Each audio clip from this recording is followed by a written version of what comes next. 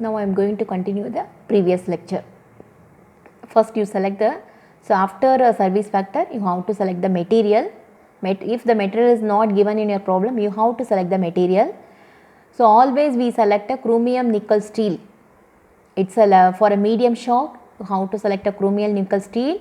The sigma naught from the table 23.18. So table 23.18 allowable static stress value is given for the different material. So based on this material, you have to take a allowable static stress. The value is given from the starting point 448 to 517 megapascal. You have to take any range between this value. So take a we have to round the value, take a sigma naught 1 is equal to 500 megapascal. The unit also given in megapascal. The unit is given in megapascal, so you have to take a sigma naught 1 is equal to 500 megapascal. Next, transmission ratio is given in the problem. In the problem, power is given, transmission ratio is given. Transmission ratio, what is the formula? I is equal to, that is a velocity ratio, speed ratio. I is equal to, formula is given. The basic formula is given in the data handbook. I is equal to N1 by N2, Z2 by Z1 or D2 by D1. So the basic formula is given in the data handbook. How to check the transmission ratio or velocity ratio? I is equal to N1 by N2, D1 by D2 by D1 or Z2 by Z1. So transmission ratio is given in the equation number 23.1. So in the spark gear, equation number 23.1, transmission ratio is given. After that, center distance is also given. So center distance equal to 160 mm. From the formula, center distance is given. A is equal to formula D1 plus D2 by 2. All the formula is available in your data handbook. How to check and verify. Okay. So I is equal to, from the formula we know that RPM 2, RPM is given 1000 divided by 250 equal, we get a 4, that is transmission ratio is equal to 4. So I is equal to 4. So we don't have a diameter. So diameter is not given. So from the formula, from the data, we have to calculate the number of the teeth, number of and diameter of the gear and pinion.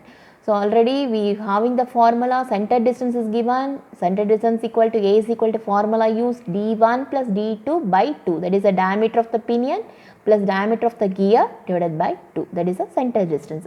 So from the formula we have to calculate the diameter of the gear, pinion and gear.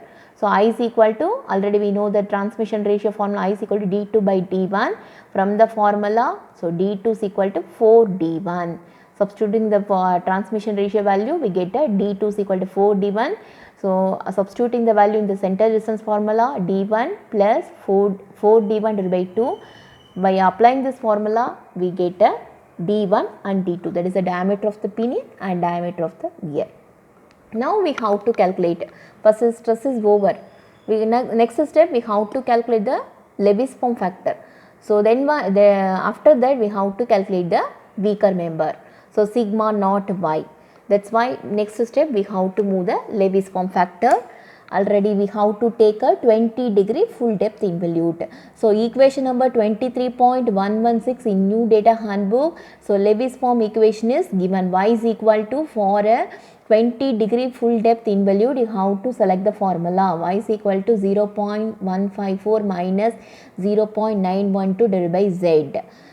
To identify the weaker member, temporarily we assume because we don't, the teeth, number of teeth is also not given, that's why also we have to take a minimum number of teeth, that is a z1 is equal to 20, which is a less RPM. So if the teeth is lesser means RPM is more, if the teeth is more means RPM is less. So N1 is equal to which RPM? 1000 RPM. So in this the higher RPM means lower teeth, lower RPM means that is a higher number of teeth. So Z1 we have to assume that is N1 is equal to 1000 RPM, that's why Z1 is equal to number of teeth is very less, that's why we have to get a more RPM.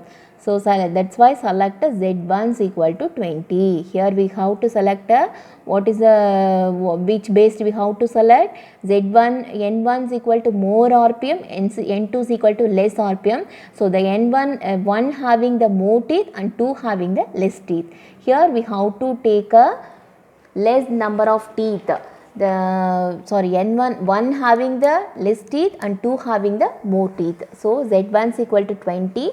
From the value we have to already we know the formula for transmission ratio, I is equal to Z2 by Z1.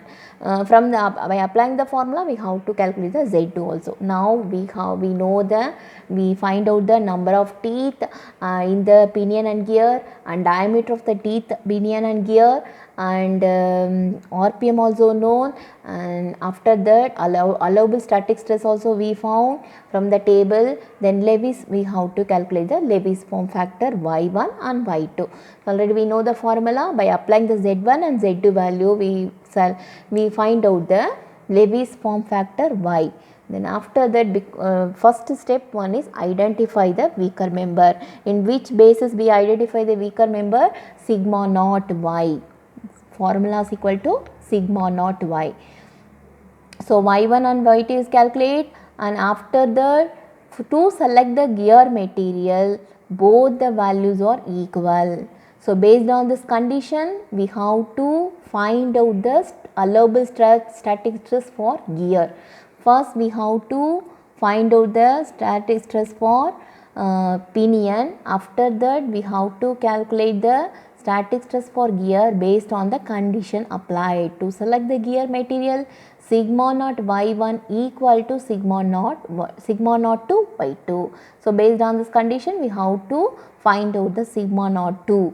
That is a sigma naught Y1 is equal to sigma naught to Y2. Sigma naught 1 already we know, and Y1 is we have to find equal to sigma naught to Y2. From this by using this condition we found the sigma naught, that is allowable static stress for gear. So sigma naught 2 must be nearer to 380.08 Newton per millimeter square. So sigma naught value is nearer to the 380.08 Newton per millimeter. So based on the value from the table 23.8 you have to select the material. So select a SAE 4640 having the 379 Newton per millimeter square.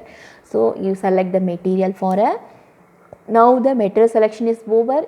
Select the material for a pinion, select the material for the gear, and you found the Lewis form factor for a pinion and gear. You found the diameter of the pinion and gear, found the number of teeth for pinion and gear, and speed of the pinion and gear. The step is over. Now you identify the weaker member.